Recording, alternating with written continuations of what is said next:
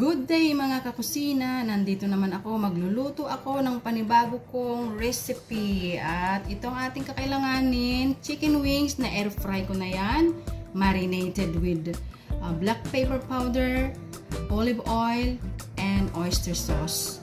Then, we have here the 400 grams of sliced mushroom.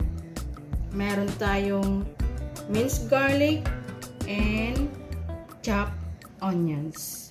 So, let's start. Magpainit tayo ng kawali. Lagyan natin siya ng mantika. Ang gamit ko guys ay olive oil. Ilagay na natin ang bawang. I-saute lang natin siya hanggang sa maging golden brown.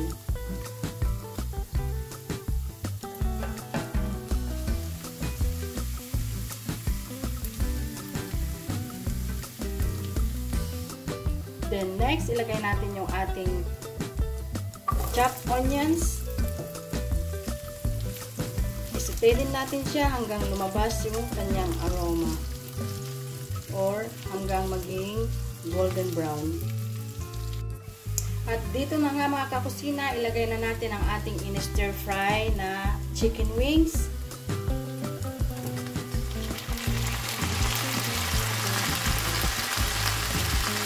Haluin natin.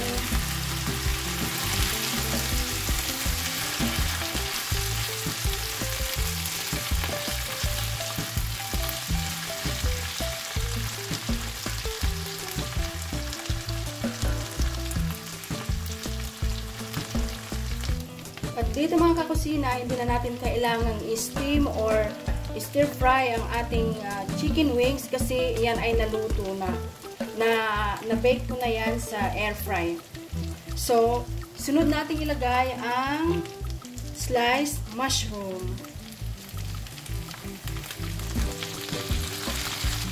At isunod na rin natin ilagay ang ating ginawang gravy. Para maging malapot siya. Then, i-mix natin.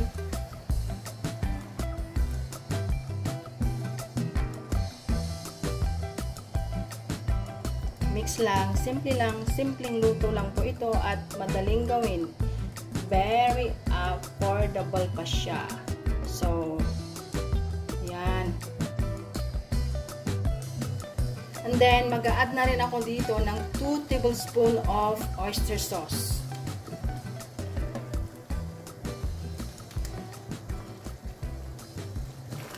Mix natin.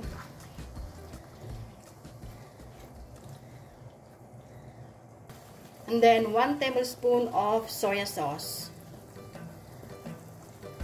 Mag-a-add din ako ng seasoning powder.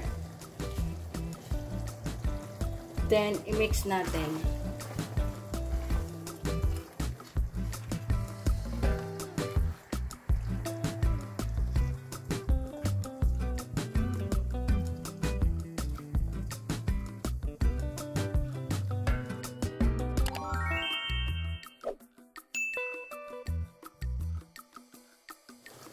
Haluin lang natin mga kakusina at hayaan lang natin siyang kumulo dyan hanggang sa maluto na yung ating mushroom.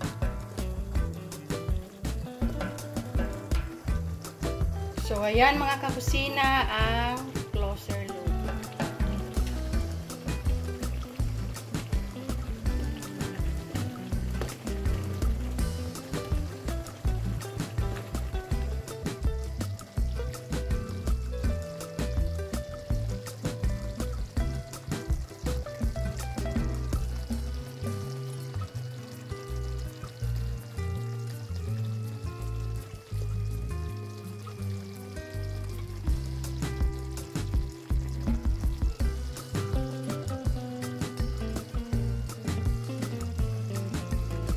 It's tikiman time! So, ayan mga kakusina, naluto na ang ating chicken wings with mushroom. Now, time for plating!